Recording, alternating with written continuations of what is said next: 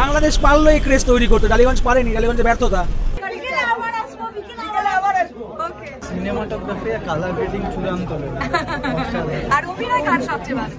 অসাধারণ। এবার ভারতীয় দর্শকদের মুখেও শাকিব খানের তুফান সিনেমার প্রশংসা। কলকাতা ছবিতে ভিড় হয় না এটা ঠিক কথা না, মানে এই ভিড় হয় 5টা থেকে ভিড় হয়। কেমন লাগলো? পুরাই জোশ। Thank you.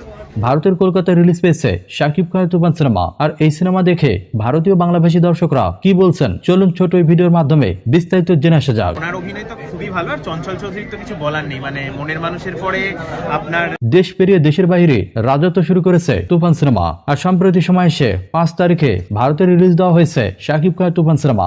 আর এই সিনেমাটি ভারতেও খুব ভালো ব্যবসা করছে। আর ভারতীয় দর্শকরা শাকিব খানের তুফান সিনেমা দেখার পর যথারীতি বাংলাদেশি সুপারস্টারকে প্রশংসার সাগরে ভাসাচ্ছেন।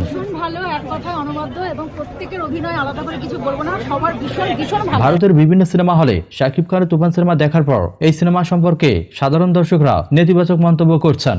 তুফান সিনেমায় শাকিব খানের পাশাপাশি এই সিনেমার পরিচালক রায়হান রাফিরও প্রশংসা করছেন ভারতীয় দর্শকরা। কেমন লাগলো? অসাধারণ।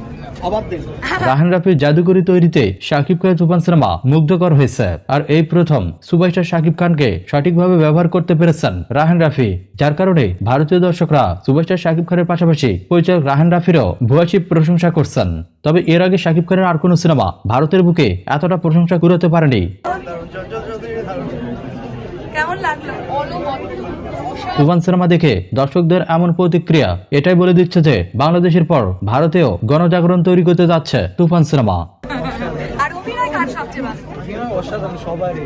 হ্যাঁ, রিভিউ পড়েছি, রিভিউ দেখেছি। কেমন লাগলো? Thank you. কেমন লাগলো? Thank you so much. কেমন লাগলো? ওকে, আমি আসছি। খুব ভালো। Thank you.